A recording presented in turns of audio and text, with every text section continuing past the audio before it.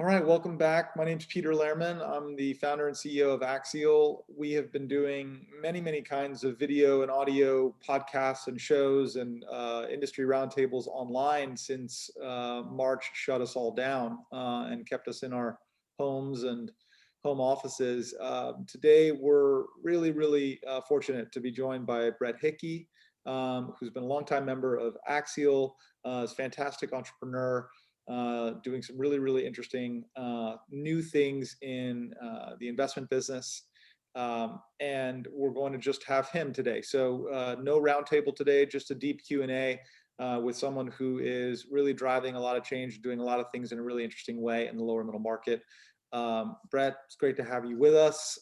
Thanks for making some time. I know you've got both business and personal items to take care of, so thanks for carving out some time. Let's just get started by having you just do a quick introduction on who you are. You're well known, but just assume nobody knows who you are. Do a quick introduction on who you are and a little bit about where you come from, and then I'm going to dive into some off the beaten path topics after that.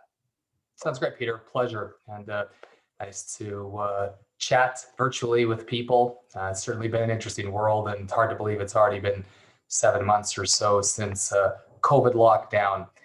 A little bit of background, I'm the founder and CEO of Star Mountain Capital. I started this firm approximately 11 years ago, as well as the Star Mountain Charitable Foundation, which was inspired from my mother passing of cancer at a young age, is now flourished into a bunch of different things that we do, including supporting veterans and women, other folks getting into the workforce. Star Mountain Capital is a lower middle market asset management firm. We have 3 primary investment verticals and a 4th associated one.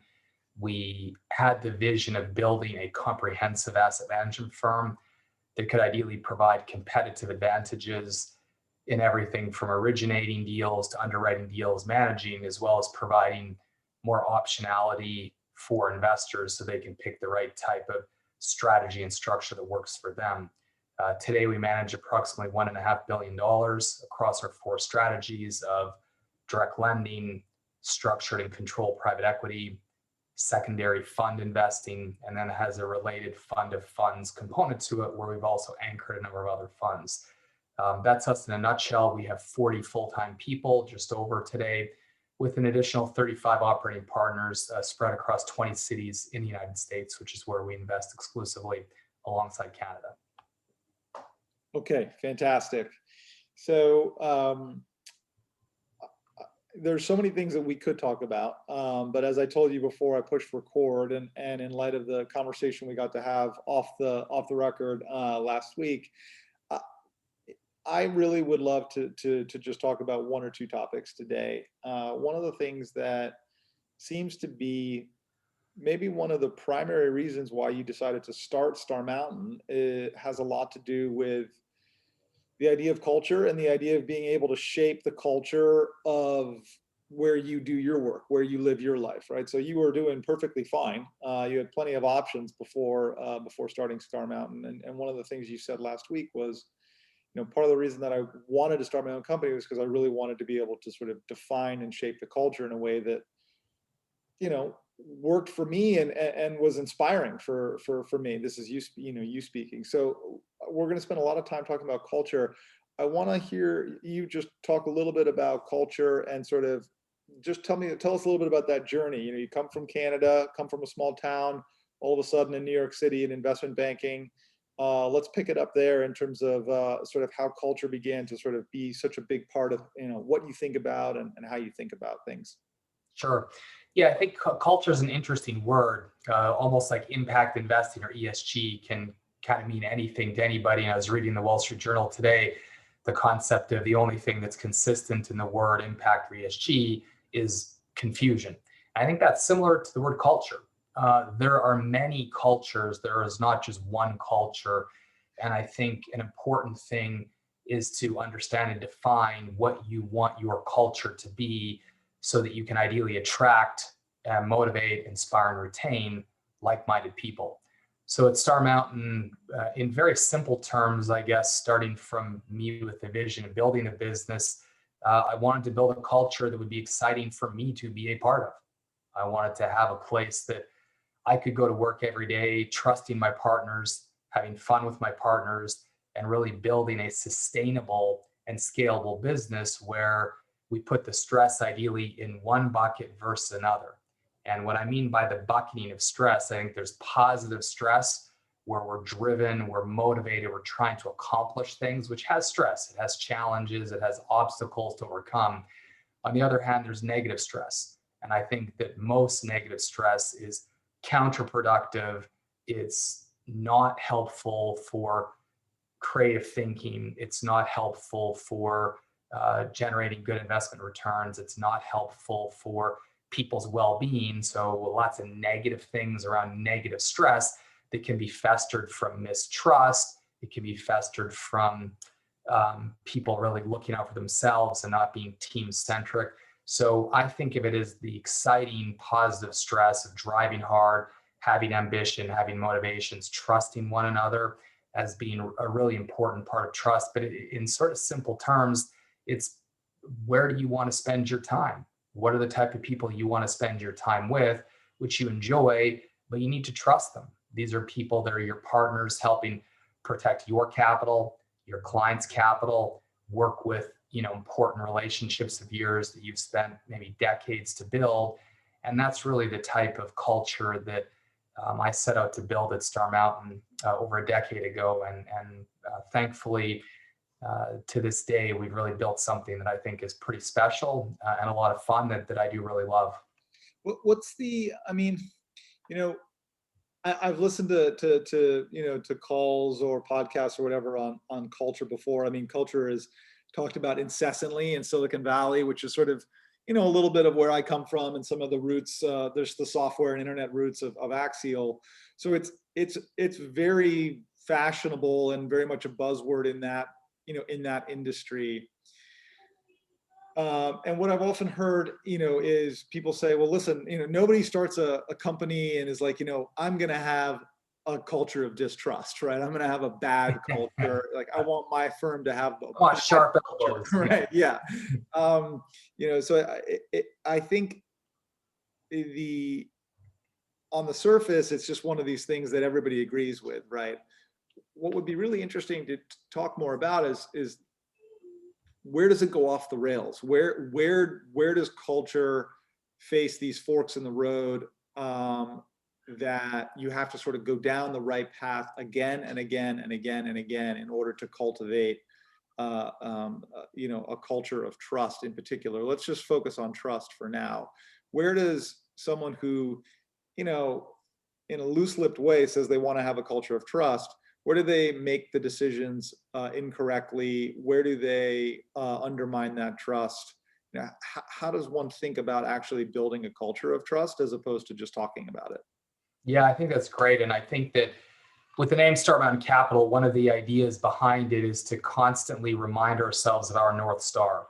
So our North Star of our business is very investor centric, right? So our investors and protecting their capital as fiduciaries, coming down to myself and my partners as the business owners and flowing through all the way down to our firm. I think every decision you make, you want to go up to your North Star and say, well, what is most aligned with the outcome I want to generate and what isn't? And that helps you, I think, make, constant decisions. Some of them are big, some of them are little. So a few examples, I think, of things that I think are easy to get right, but I'm often surprised, at least in my opinion, in how often people don't do them in a way that I think helps. Alignment of interest is one really basic one. To your point of Silicon Valley, I think that a lot of major firms were created and attracted a lot of great talent where they said, you can be a part of this. You can have ownership in this, in whatever shape that might be, options and so forth, but creating alignment of interest to motivate that fiduciary behavior, motivate that alignment in how people think about their business. That's a pretty basic one that I think is critical. At Star Mountain, we don't have any outside shareholders of our firm, outside from, of course, a lot of different types of investors in our funds and products, but then 100% of our team, all the way through office management and so forth, are shareholders in our business. So I think alignment is a really important one that I often see people do the wrong way. And I remember when I was starting the business, a lot of people were like, wow, like, why do you want to do that? I said, well, I don't know if I'll make more or less money between now and when I die by doing it this way, but I think it gives me a very high probability of a safer journey and a more enjoyable journey because I have more people that are more motivated to try to accomplish the same goals I want to and try to protect the same things I want to. So I think that's one is your economic alignment of interest is a very basic one for trust. I think a second one in the finance industry in particular, but across a lot of industries is what behavior are you motivating with however you economically incentivize people. So if you're salespeople, are you motivating them to hunt and just eat what they kill? Is it an individualistic structure or a team structure that says we win together? Or is it more individual and saying, hey, I won, my team might be failing, but I got well compensated. So I think a team-centric approach to economics so that people say, hey, we're in this together. I think that's very important. And they each come with their own challenges in accomplishing this way. When you're a team-centric approach, you really have to make sure everybody is a pretty high value driver. And you need to make sure that your team understands that not everybody's perfect. People approach things in different ways, and it's like putting a puzzle together. You need complementary skills and capabilities, and at different times, each of those different skills will be of higher value to the firm and to each individual, but constantly educating people that a team approach is stronger and wins. And you see it in sports, you see it in a whole bunch of things in life that I think really help showcase that. Those are a few of the things I think are critical. Happy to dive deeper, but those are ones that are really upfront that you can just look at your org structure, you can look at your compensation plans and make sure you have people motivated to behave in a team-centric aligned approach. What if, I mean, just to get into like the details, I mean, to a certain extent at least, I think you can have people that have economic, sort of ownership opportunity, but I think you can still run into either alignment issues or you can still run into cultural issues, even when people have an economic, ownership incentive Sure. in the outcome of the business, right? So, and that could be because they feel like it's not enough, or they're upset that somebody else has more, or they think that somebody else has more. So, Mhm. it's not. If executive recruiters are doing their jobs right, they make sure people are agitated enough to keep talent flow going, right? Yeah. No offense to many great friends I have in the industry. No, exactly. And that's why I say, like, I think there's something more to trust and there's something more to great culture than just getting the economic incentives right. Sure. Because I think any economic incentive can easily be unsatisfactory or can create its own set of issues. So, what are the other things that you look for? I mean, obviously, when you think about, trust, you're obviously thinking about what can you share with your partners, what can you Yeah. what can you Yeah, confide I'll give you a few about. things getting a bit deeper into the weeds. So as you get Yeah. deeper into the weeds, I think you need to look for opportunities to build trust with people. So for example, at an investment committee level, and even an investment process level, you need to have people trust that you're not going to rip their head off if they say something that somebody else doesn't think is right. So making sure that somebody who might be hyper intelligent but maybe doesn't have as loud of a voice, isn't as alpha of a personality, might be brilliant, might have some great ideas. You want to hear those. You need to make sure people aren't afraid to voice concerns or ideas, right? Many people would say the only bad idea is no idea. So I think to that, you have to build frameworks. For example, I did a 3-day uh, on-campus program held at the University of Michigan called the Innovatrium, which is really fascinating. And I'll give you a really simple takeaway is the concept that whenever you're doing more creative type of projects, to break them into segments, where segment number one is you're brainstorming, you're throwing ideas out, writing them on the whiteboard, whatever it is. You're not evaluating those ideas. You're just putting them up there. So it's a safe environment where you feel trusted that you can throw your idea out there and somebody's not gonna be like, what a stupid idea, Peter. Like, what are you thinking? That's never gonna work, right? That's not a trusted environment where people feel trust to voice their ideas, voice opinions. I'm obviously giving you an idea generated one but hopefully sharing a learning lesson that I spent a bunch of money and time on and really took value out of. Then after you've exhausted your brainstorming ideas, then you start to evaluate them. Then you're kind of looking at, well, which ones seem to make most sense, and you narrow that list down. And then you get into, okay, well, how would we advance the ball here as step 3? And then I actually created my own derivative of taking the last step and making it into 2 steps. One is your execution plan, then executing as step 4, so that by the time you're moving something forward, it's really a clear plan. So I think idea generation, and I'm sure most of us, including yourself, Peter, have been in environments. I sit on a bunch of nonprofit boards, for-profit boards, have my own companies, and you get people that there's some really loud voice in the room and they dominate everything. Yeah. And I have a reasonably intense personality that I've had to personally think about, okay, well, how do I taper that? How do I make sure that other ideas come out? And how do you create a safe environment for people to express ideas and concerns? And I think that having a robust debate where people can talk through that. I spent some time with Tony James one-on-one, the president of Blackstone, and I always love learning from people as much as I can. Learned enough things the hard way on my own. I love learning from other people in life as much as humanly possible. And so I asked him, what are 1 or 2 things that you really think you'd share from your 30+ year career in building Blackstone? And one of the things he said was creating an environment of robust debate. And the way I think about that and interpret it is where people can really bounce ideas, bounce concerns. And if you brought the investment opportunity in, or I did, whomever it is, we're a team and we all want to do the best deals possible and avoid the worst deals. And so as part of that, you have to make sure you have an investment committee process that allows for very transparent, very open debate about risks, about concerns, and how to mitigate them and so forth. And I think that's critical as a part of building trust. Another part of building trust is making sure people understand that challenges are normal in building a business, especially if you're going to be even slightly innovative. So Star Mountain, we're bringing large market expertise into smaller companies and have really built a lot of proprietary process, data-driven algorithms and things like that.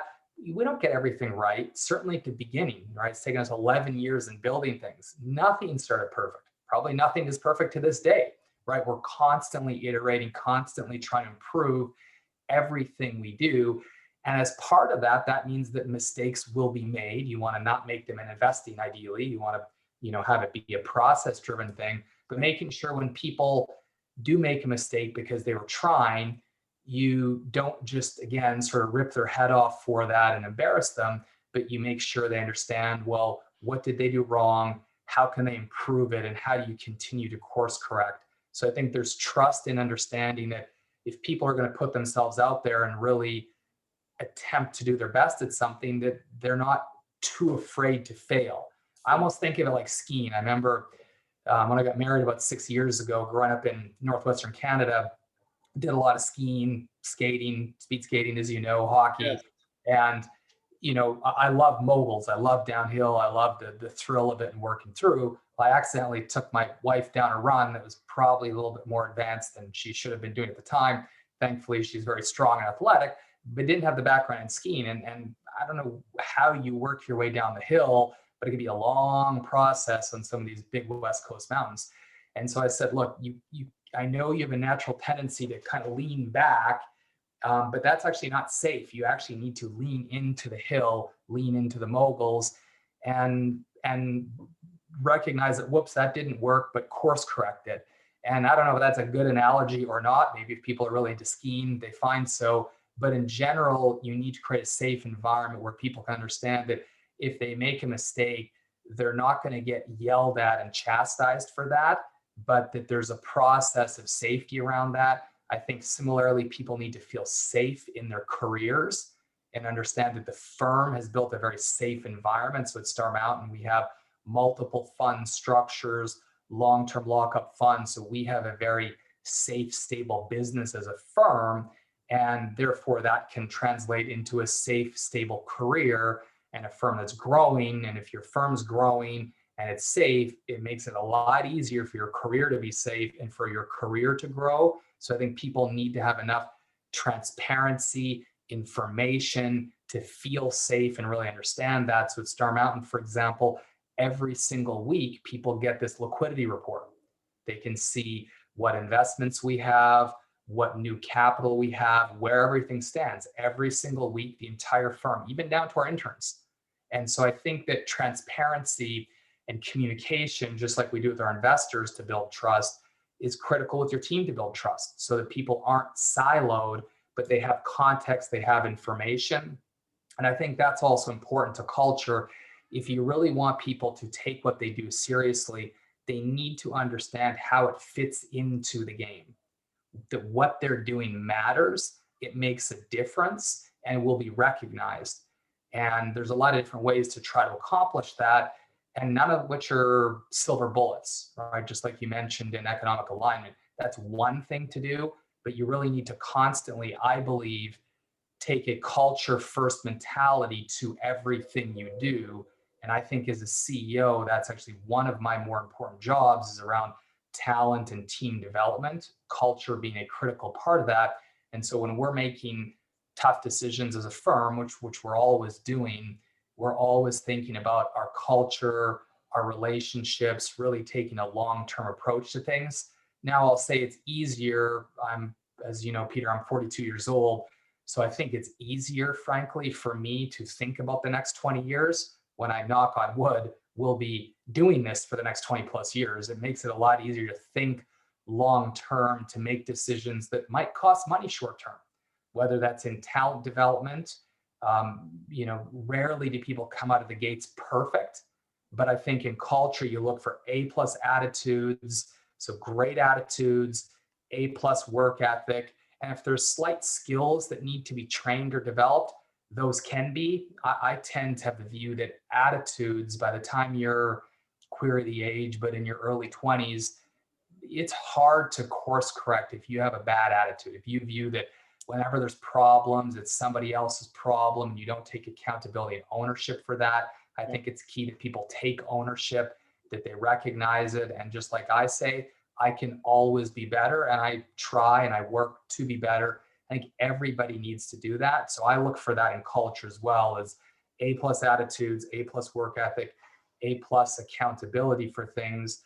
And your technical skills, you can start a bit lower and build them up into that. I think, in my view, that produces a better long-term culture. And there's a lot of case studies at Harvard and other places. As you know, I sit on the global board of Harvard's alumni entrepreneurs, and there's different case studies of folks like John Mack from Morgan Stanley, where they've hired really rock star performers, delivering great value, great performance, but have not been great on culture. And they said, well, what do we do? Can we afford to keep this rock star producer? Well, a lot of people say, well, of course you can.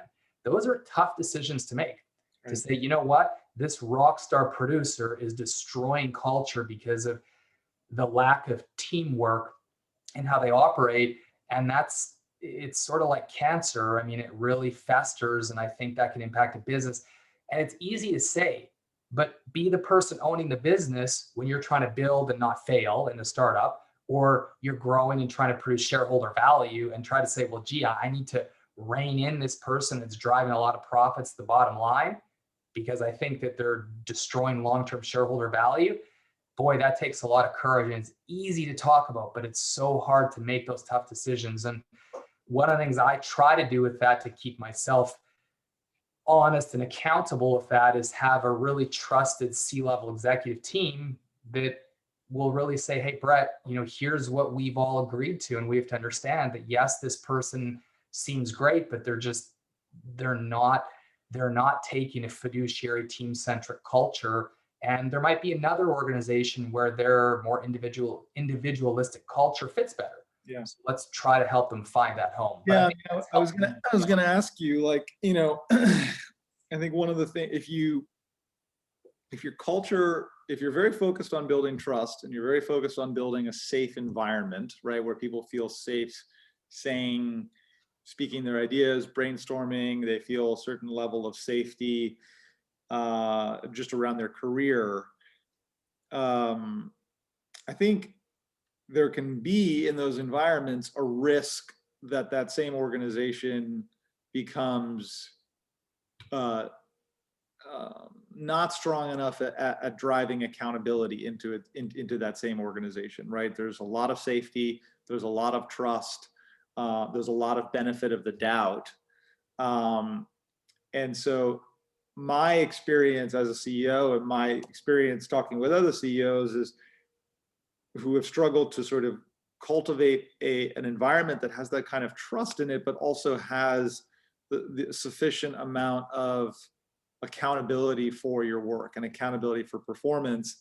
And at some point the rubber hits the road, right? And you have to sort of figure out, okay, how do I maintain the kind of culture that I want, which is focused on trust, it's focused on a high quality level of communication, but I have to hold this person accountable for their behavior and for their work, for the quality of their work. So at Star Mountain, you know, I'm curious, how do you handle the other side of the coin, right? It can't be that 100% of the people at Star Mountain 100% of the time are, you know, having A+ attitudes, A+ skills, A+ work product. There have to be moments in time where there's a level of accountability that needs to be enforced, to use like a little bit of a scary word, but I don't really mean it in a scary way. How do you think about preserving trust without having that trade-off on accountability and sort of seriousness of work environment? Yeah, it's a great question, Peter, and it's tough. You know, the honest answer is it's tough, and it's something you have to constantly reflect on and weigh the pros and cons. Here are a few things that we do to assist with that. So one, in our junior talent development, we run multi-year internship programs before people even graduate. So they've generally been with us for a year and a half or 2 years before rolling full time, spending 20 plus hours a week for years before joining full time. So that really reduces the probability of people not having good attitudes, not being able to learn quickly, Yeah. not being able to get better at accountability, you know, dotting the I's, crossing the T's. We have them understand that, you know, this is a, you know, we aspire to, right, have losses be as close to zero as possible. Thankfully, we've been able to keep that, which won't happen forever, but you know, we've held the line, and that's really what we underwrite to, is an objective of a 0% loss rate, knowing that it's never going to forever be that, but that's what you want to try, right? You want to try to say we need to do that as fiduciaries with our own capital, and so make sure people understand the seriousness of it. And over the decade plus of building our firm, we have had some people sort of self-select out where they say, hey, this is too much intensity for me. I can't, this level of, you know, fiduciary accountability that I have to have is just, it's too much. And there are other people. How does that manifest? Like, what is too much? How is that intensity manifesting in a way that maybe is too much for them at Star Mountain and wouldn't be too much somewhere else? Yeah, like, you know, we've had people say, hey, maybe you should go work at some mutual fund type of company where it's just sort of publicly traded information and it's a little bit lower of a cadence, and you know, not as intensely focused on, we need to really think about industries, management, and really need to dive deep, and that numbers need to be accurate, right? Versus taking publicly traded information and sort of working with that. And Sure. Not to diminish that, but the rigor and the focus of making sure that your work product is accurate and timely and thought through. Not everybody can handle that level of intensity. You know, you have to move at a pretty hard rigor and be very focused and have very strong attention to detail. And that's not a great fit for everyone. Thankfully, there are a lot of people that does fit. And then you have people that have the self-awareness and the discipline to really put in the effort and the extra effort to say, I need to grow, I need to improve, and I'm going to take proactive measures. And we look for people that understand the reality that none of us are perfect, right? Myself included. And so what are we doing to get better? Are we asking for help? Are we seeking help? Are we personally leaning in with our time and our effort? And is there a game plan that we've put in place around that? So I think that, one, by us helping people realize that this isn't the right career for them, which doesn't mean there aren't other great careers for them. But finding the right fit in life, it's almost like, dating. There's a lot of people that I dated before marriage, and, maybe it's timing, maybe it's fit, who knows? But, you finding the right fit doesn't mean it's not the right match elsewhere, but it's really about finding the right match of the right type of culture, the right type of job, and the right type of firm, so that with those multiple years before leading into your junior team, we've hired almost 20 full-time people just through our full-time year-round internship program.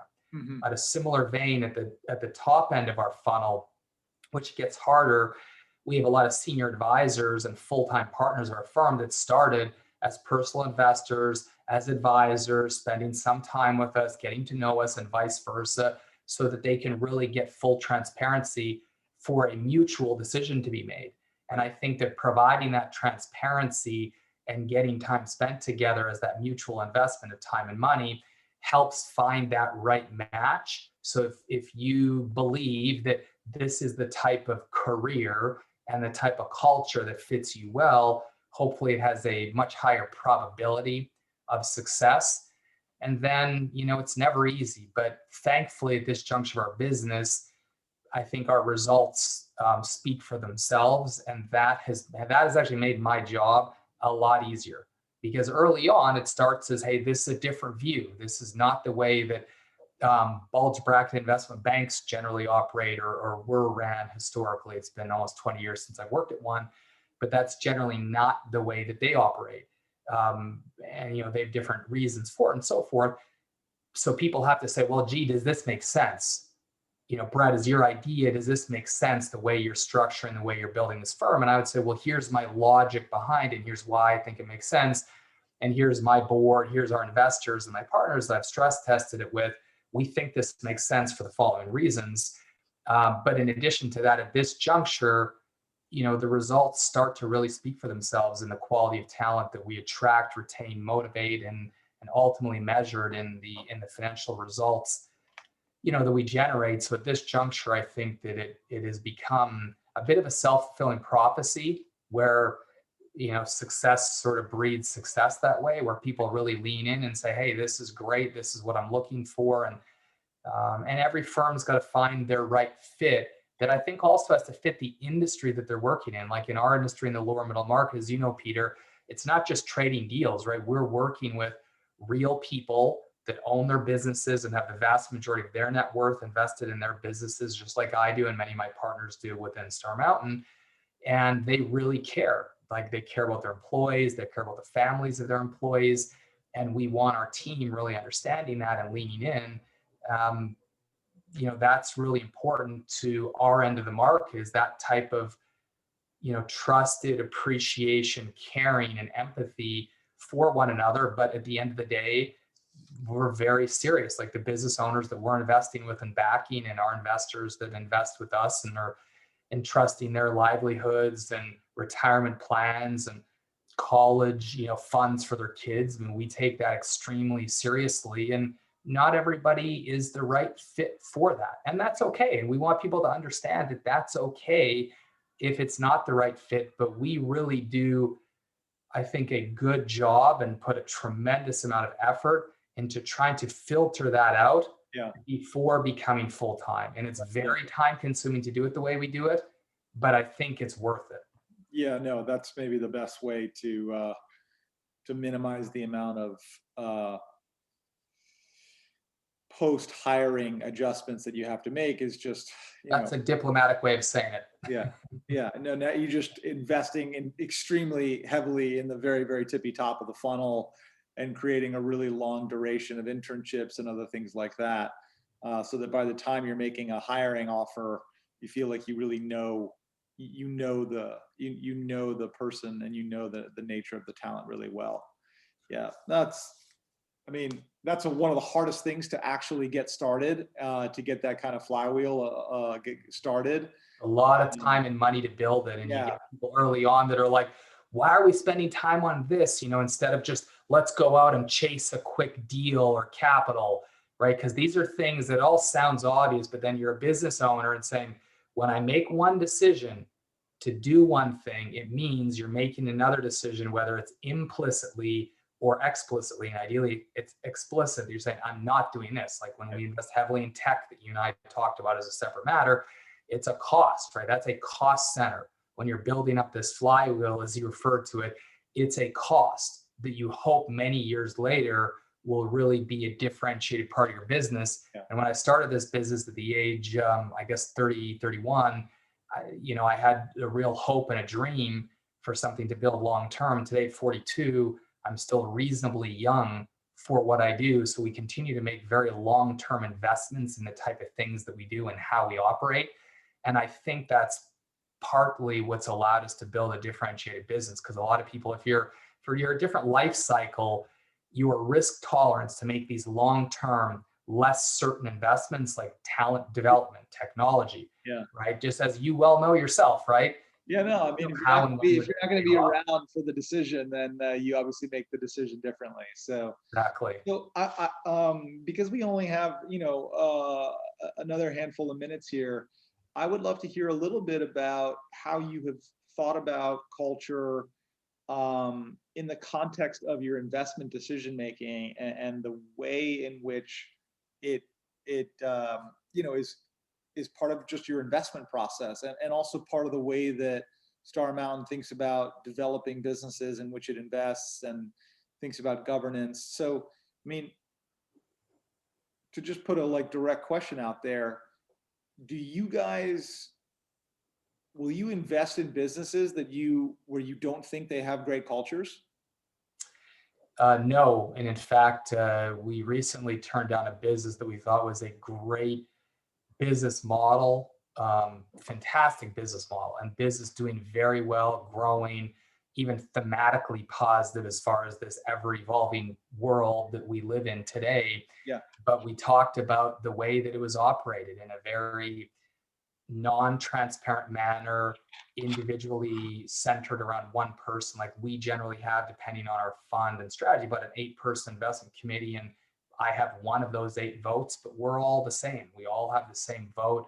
And we have a business that's has a very clear organizational structure and a very flat structure for, centralized, but engaged and collaborative decision making. And I think that that's a critical way of running a business. The gentleman running this business, very passionate, very driven, a lot of great qualities, but he had this mistrust that he just didn't believe in, other investors having access to information and different things, and really wanted to just sort of, well, how do you do this? How do you go through this process? Well, I just do. I know what I'm doing. Trust me, I've been doing it for years. Those are just not the responses that resonate with us. May very well be highly successful, but we believe that those tend to be higher volatile business outcomes because they tend to not face challenges as well. If you have everybody really bought in and understanding, I think you face challenges better. And I always like to think about it as it's kind of like an S curve up and to the right. If you're successful, it's mitigating the challenges, capitalizing, and they say, fortune favors the prepared, right? It's capitalizing on the upswings, it's mitigating the challenges. And if you can consistently and systematically do that over time, that's what really creates that long-term higher probability value. And so we're very focused in our investment philosophy, and there are different investment philosophies, right? It's just like different cultures. Our investment philosophy has the objective of generating systematic and repeatable, alpha and, attractive risk-adjusted returns relative to the risk profile. So we want systematic patterns. We're not looking for, higher volatility outcomes. So that type of culture just didn't match with our culture of transparency, communication, and framing things out, diagramming things. One other advice that I'd give people that I was given to when I was in business school is map things out. You and I can be sitting here talking, yeah, that makes sense. Well, frame it, map it, because all of a sudden they're like, oh, wait a minute, I thought you meant this, or I thought you meant that. So by framing, mapping, diagramming, it allows you to think through things better. It also allows you to share information better with people to hopefully have a lower probability of miscommunication, which is, once again, important for culture.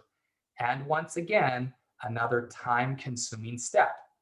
But I think if you make these right steps, at least as I feel very blessed to where we're at as a firm, I think you can really create a special business over time if you really do put the extra steps in place. Maybe you don't grow quite as quickly, but if you grow safer and more systematically over time, I think your end result's going to be highly compelling. I mean, what are some things that you do to assess culture in a business that you're evaluating? Like, what are some things that you do, some questions that you ask? How do you, how do you begin to diligence culture?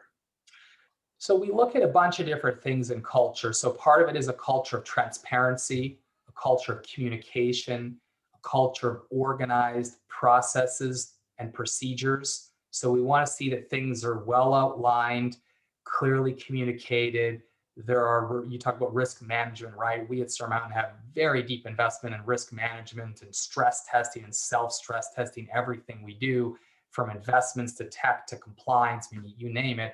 And we want to see that with other businesses. How do you approach things? We want to see people laying information out in clear, concise ways that are well understood by the whole organization, right? So that's part of the culture of clear communication, transparent communication, risk management, stress testing. That's important to us. Then you look at other things as far as how are people being treated, right? Are you economically aligning interests, right? Some of that stuff's reasonably basic. And then you get into speaking with more junior people. I once said, hey, I've got to go grab a sandwich over here or something like that. Do you mind if XYZ gives me a quick ride? And I'm saying this to the CEO, and he's, of course, sure, no problem. And Yeah. XYZ person was the controller. So not the CFO, but the controller. And I really want to see, hey, what does this controller say? So I built a little bit of personal rapport, chatting with him about kids he just had, and kind of brought down the barrier, and then started to kind of talk about things. Hey, so that's kind of interesting. How's that for you? And sometimes I'll even kind of poke. I call it kind of throwing up lob balls and seeing if they grab it. Say, well, gee, that kind of seems like that must be tough for you. How do you deal with that? And if he's like, oh, no, not a big deal because of this, or it's like, yeah, gee, what a pain this is. You start to get people to open up around things, taking them outside of their regular environment.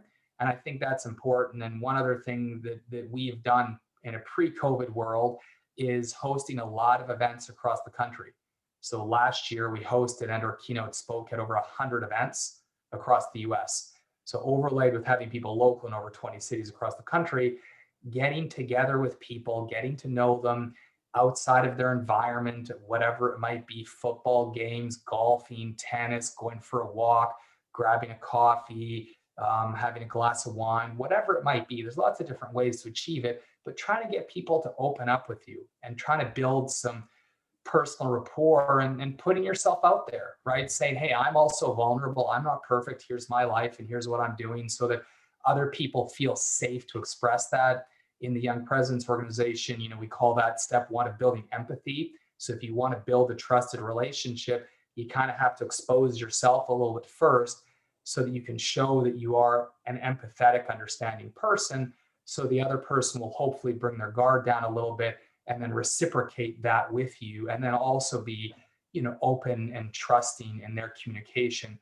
And boy, do you ever learn a lot. And, some of my partners, I know, some of them, Peter, but, they have great people skills. It's not just the quantitative, it's really getting to know people, building their trust, having friendly, open personalities that we all know. We all know some people that are easy to talk to in life, and we all know some people that are hard to talk to in life. Yeah. I think you want to be one of those easier people to talk to in life. You'll get more out of people that way. Yeah. So we've got just a few minutes left. One thing I'd mentioned to you that I thought would be really interesting would to hear just a little bit of your approach to mentorship, and how you've gone about, finding mentors for you. It sounds like you were able to get Tony James's ear for more than just 30 seconds. So that's like a really interesting example. Love to hear about how you've thought about just finding your mentors, how you've gone about asking them for their time. Tony James has a lot of people asking for his time. So Sure. how do you successfully secure someone's time like that? And then, you mentioned yourself, earlier in the conversation, that, you're, you're a pretty intense guy. I see your intense bicycle next to you. So like, what have you, how have you worked on yourself? How have you developed yourself through these mentorships? I mean, what are some of the things that you've tried to focus on yourself in order to smooth off, sort of smooth off your own rough edges?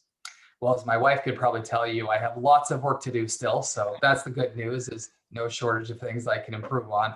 But in all candor, I'm very happy with my life. I feel very blessed, business, family, and so forth. And I don't take that for granted. As you know, my mother passed of cancer when she was 39. I was 6 years old at the time. Right. I grew up with a single parent as a high school teacher and principal of a middle school. And I feel very blessed for the life that I have, and I don't take that for granted. And so, like, to your point of risk management and things, you're always trying to say, how do we protect what we have? And I think that's critical. And we don't want stress. We talked earlier about positive stress, being excited, driven. So this morning, yeah, I was on my bike and I'm driving hard. I recently in Greenwich joined a triathlon training club that's, mostly all virtual, but, I've got my program of what I'm doing every day. And today was intense intervals and, really getting the wattage up. And that's what I think of as positive stress. What I don't want is fighting, arguing, negative stress, mistrust that drives stress. So to your first question around how do I build mentorship? So here's one thing a lot of people have asked me about.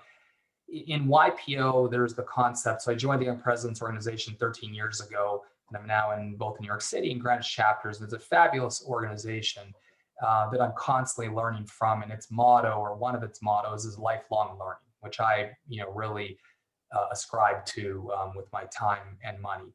And I remain very involved in the academic community in different ways, being on the New York Finance Committee for McGill University for my undergrad and on the global board of Harvard's Alumni Entrepreneurs. I love learning. There's different things to learn from different people, from different parts of the world, to different sectors, to different jobs. I think the more you're open to looking and listening, you can always learn and you can always gain knowledge and insights, no matter who you're talking to. I've recently gotten more into golfing, and it's fascinating talking to some of these caddies. Some have really interesting stories. Some of them come from very humble backgrounds. Some come from huge backgrounds. It's a fascinating sort of, dynamic like that. And listening to a lot of them, they're the next generation, right? What are they thinking? What are they excited about? What are they concerned with? What are they looking for when they're looking for jobs? Say, hey, you're going to, the school you went to, Peter, for example. There's a number of guys that caddy at my club that way. And, I'm asking them, well, when you're going to college, what's exciting you about which college you're applying to? What kind of careers are interesting to you? And so I'm always trying to learn from people, one. And I think once you develop that cadence, you can learn a lot. Along those lines, one of the things I've realized is that I'm really an expert in nothing other than trying to learn, ask the right questions, get the right people around me, make sure there's the right process, procedures, and transparency to try to make the most informed decisions possible. And my advisory committee, I have over 35 senior advisors and operating partners. I put them in concentric circles. So some of them are around HR and talent. One of my close friends is the head of the largest executive recruiting firm in the alternative investment space. We do triathlons together. We play sports, we have fun, our wives are friends. He's a fabulous guy because I love talent development. And so this is somebody extremely intelligent. I've got another guy that was the head of HR for Fortress and really has a different lens of developing and managing talent internally versus what's today in the flow and having a different lens. So I took a step back and I said, what are my concentric circles of knowledge, from HR to industries to risk management and so forth? And I've tried to have sort of 2 to 3 people in each of my concentric circles. So I have people I can quickly reach out to for very fast, informed decision-making, and I align interests with them. How have I built this network of people? There's no silver bullet. I think as I reflect upon my background, right, I grew up in Northwestern Canada and, ended up doing my undergrad finishing at McGill University in Canada. It's not my network from, pre-college or anything. Right. It's really from, I think, leaning in, getting involved with charitable organizations, academic organizations, putting your time, putting your effort, just as you know, right, Peters, building relationships with people, building trust. And you never really know exactly how it will pay itself back. But what I always say to people is the only probability that has a 0% likelihood is not trying. Everything else is greater than zero. Think long term, be authentic to your word, put value in. People use the word pay it forward, right? Add value. If you have an opportunity to get involved in something with good people, add value. Try to surround yourself with the best quality people possible, and you can learn from them. People talk about, I can't remember what the rule of 5 or 7, and they say, tell me who your, whatever the number is, 7 people are that you spend the most time with, and I'll tell you what you're like. Yeah. So that's kind of interesting to think about who you surround yourself by. So that's been a big motivation for how I built my advisory network. How I've done it is just a lot of effort, a lot of time, a lot of challenges, a lot of learning, leaning in there, putting yourself out. Not everything's worked out perfectly. There's a lot of things I wish I would have done differently in life. I feel very thankful to where I'm at in life. And I feel very thankful that I guess I've learned a lot of hard lessons at a younger age, because I think that now helps, hopefully, knock on wood, avoid challenges more and make the better decisions heading into the next 20 years of my life. And having the right people around you to do that. So I still to this day lean in with charitable organizations, with academic organizations, things involved with our community. And I find that one way or another, you get out of that, and also being helpful to your friends. When your friends look for help, it's a market downturn, spend a bit of time trying to help them. Who are some people you can connect them with? Who are some relationships you can introduce? Obviously, Peter, you built Axial as a relationship network on steroids with deep investment in tech and stuff, because you understand that, the world is fragmented, and figuring out the right people to talk to at the right time. The question of Tony James, he's not an advisor to me. He's a friend of many different investors of mine and relationships of them. And one of them, we were each, Tony and I, speaking at a conference. He, of course, was a keynote. I was just one of the conference speakers. And said, hey, you and Brett are speaking at the same conference. Really think you guys should get together. And Tony's like, great, sure, happy to meet him. So I got together, and I try to be very mindful. So being easy with people's time, because you know what, you might only get 1 or 2 minutes, and you want to be respectful and appreciative of that. Sometimes if you're respectful and mindful and thoughtful on those couple minutes lead to a lot more minutes. And I do find that often is the case. But not asking for things up front, listening, asking thoughtful questions that aren't going to be what I think of as sort of silly, like, I don't know, how'd you build Blackstone? Well, like, how do you answer a question like that? Right. Instead, I'm like, look, what do you think are 1 or 2 things that you reflect upon that helped you, build your business and be successful? So in other words, I'm saying, hey, what are a couple things that come to mind that you think are valuable? The other one he said, which is really interesting, and I reflect upon continually at this moment in time, is getting people together in person. How valuable he has found that to be during the pandemic. That's tough.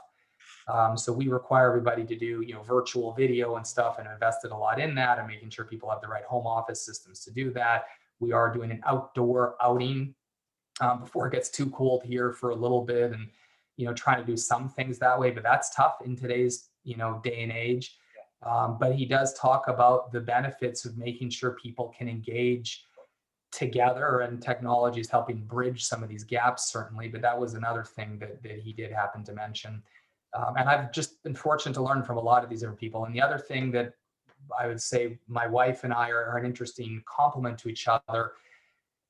She'll often say, well, why are you spending even more money on this, whether it's some program at Harvard or the Young President's Organization or whatever it is.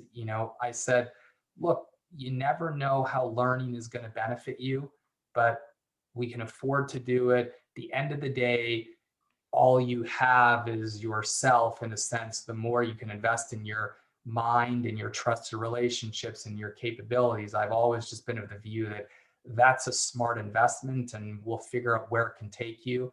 I'm in process of buying my first house. To this point in life, I've been a renter, not been interested in owning those type of material things, but have been very heavily focused on investing in relationships, education, and knowledge to the best of my ability.